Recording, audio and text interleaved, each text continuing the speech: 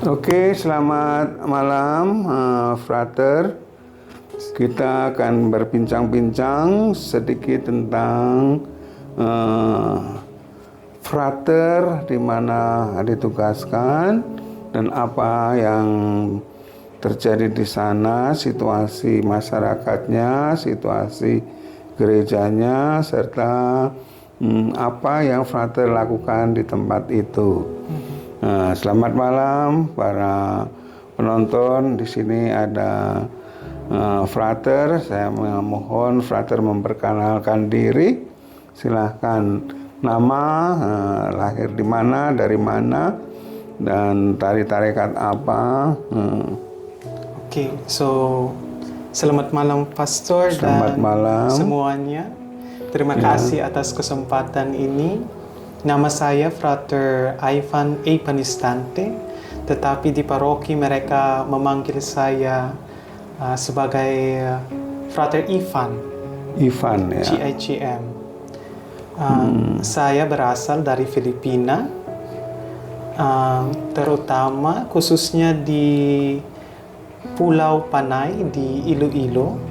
Di tempat saya itu terkenal dengan makanan pacoy. Itu seperti mie di Indonesia. Dan di tempat saya juga kehidupan di situ sederhana sekali, no? Tempat kami itu masih seperti Makassar, tapi masih banyak masyarakat yang bekerja sebagai petani. Ada nelayan juga di situ? Pastor? Nelayan? Iya. Fisherman? Iya. Ya. Produk utama di sana apa? Hasil pertanian atau Pertanian, Pastor. pertanian? Apa yang paling utama dihasilkan di sana?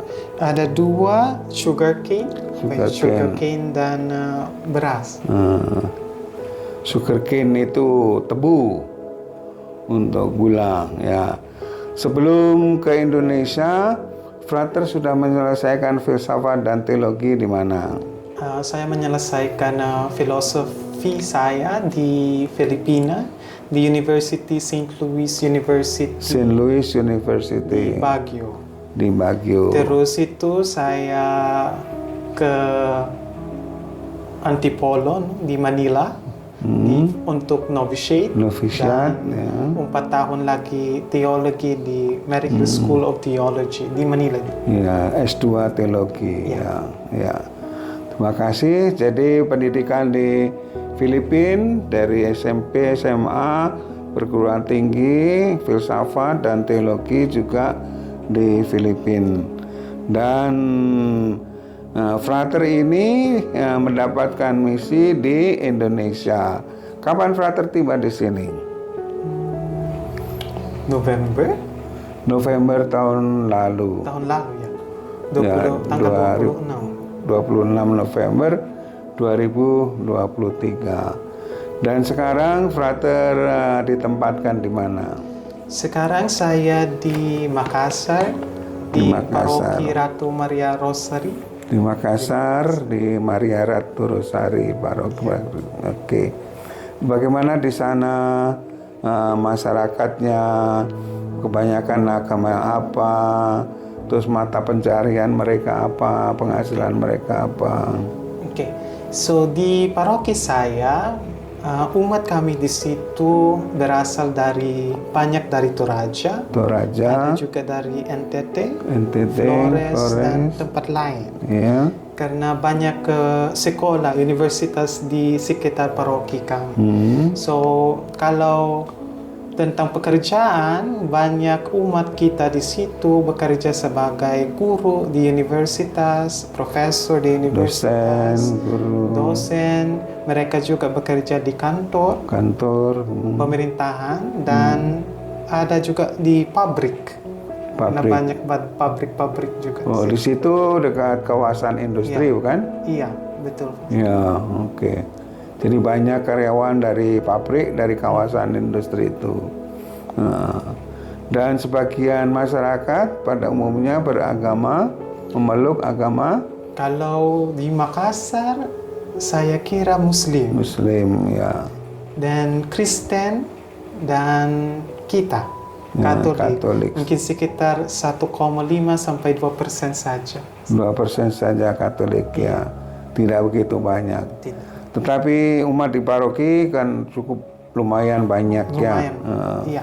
Kalau di paroki Maria Rosari, Maria ya, itu kira-kira berapa umatnya? Sekarang mereka mereka mulai hitung, tetapi belum selesai, tapi mereka sudah masukkan 3.000-an orang. 3.000 Iya. orang ya. Tetapi kita tidak tahu karena banyak universitas di situ, karena mereka juga hitung murid-murid mahasiswa. So mungkin nanti Jadi, kita mobilitasnya berkurang. tinggi karena Iya. banyak mahasiswa yang kos di sana. Iya. Mereka selesai ya pergi dari situ. Dan nomor juga kita menurun nanti lagi. Ya, tapi akan juga tambah lagi karena dari daerah yang kuliah-kuliah di situ. Iya, betul. Bagaimana mereka para mahasiswa dan juga anak-anak muda di paroki, apakah mereka aktif di sana?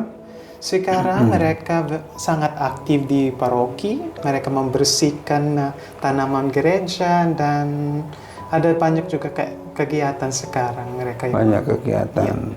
Kegiatan yang menumbuhkan perkembangan kepribadian mereka juga. Ya, betul. Pelatihan-pelatihan. Iya. Ya.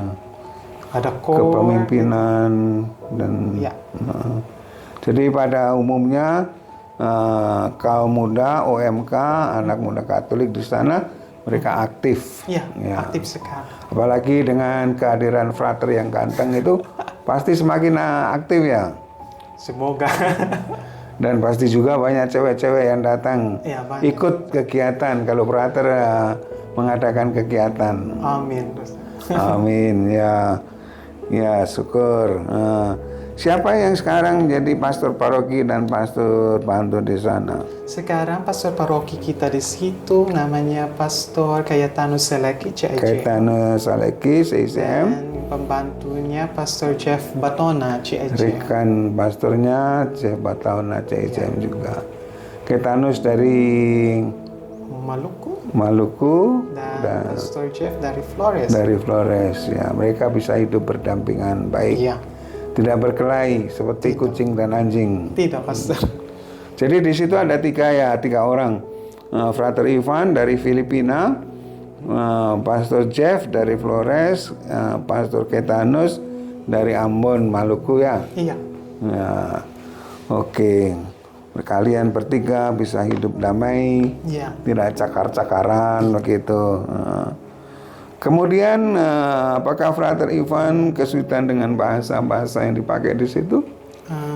Tidak juga, karena di tempat saya mereka menggunakan bahasa Indonesia, tetapi ada juga yang menggunakan bahasa daerah mereka seperti Toraja, Flores, Bugis. Ya, tetapi itu nih, karena kalau mereka pakai saya juga bisa belajar bahasa mereka.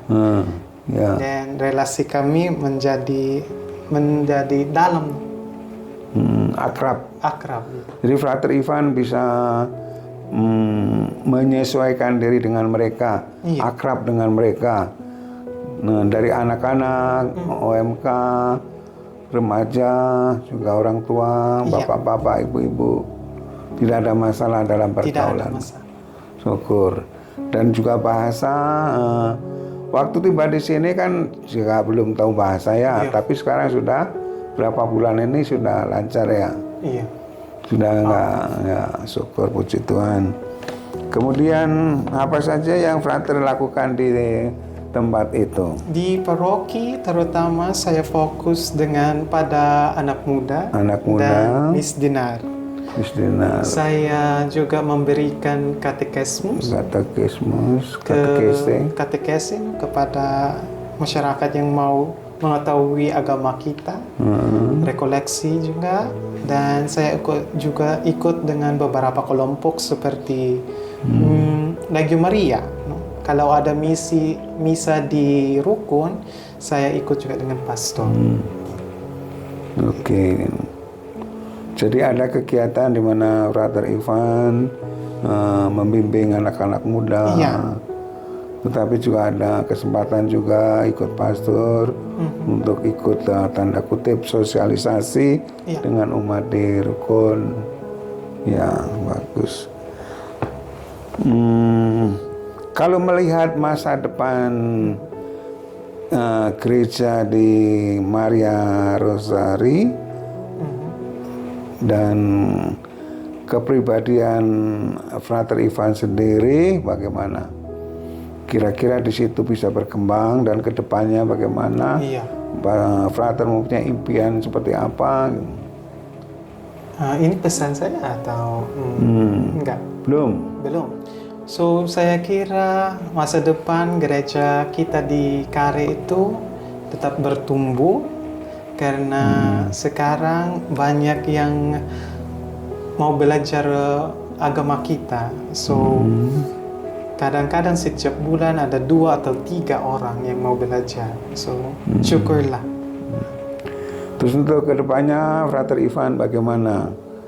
Apakah di situ membantu perkembangan keinginan untuk menjadi imam misionaris atau?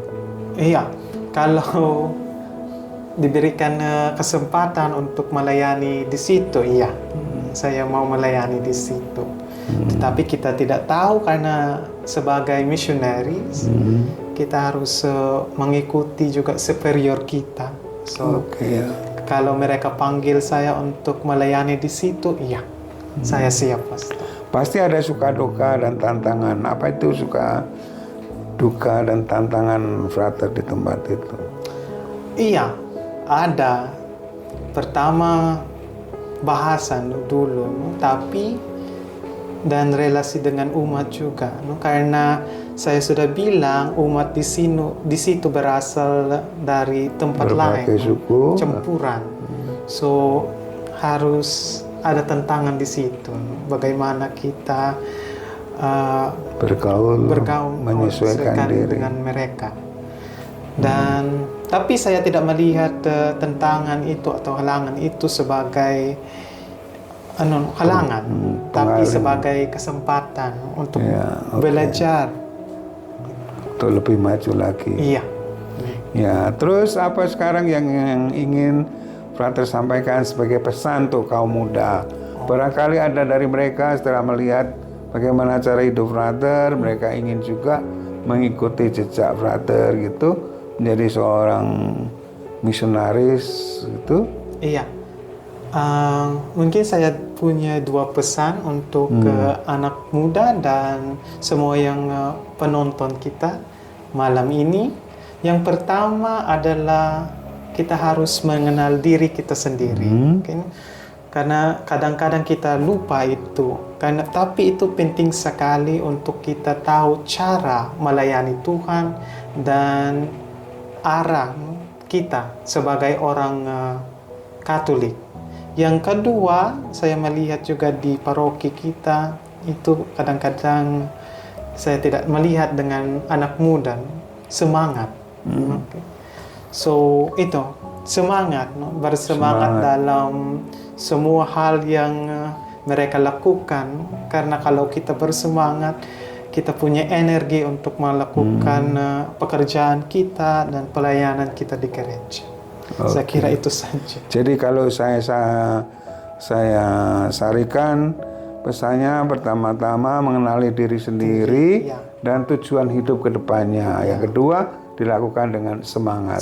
Ya. Terima kasih Frater bincang-bincang singkat ini.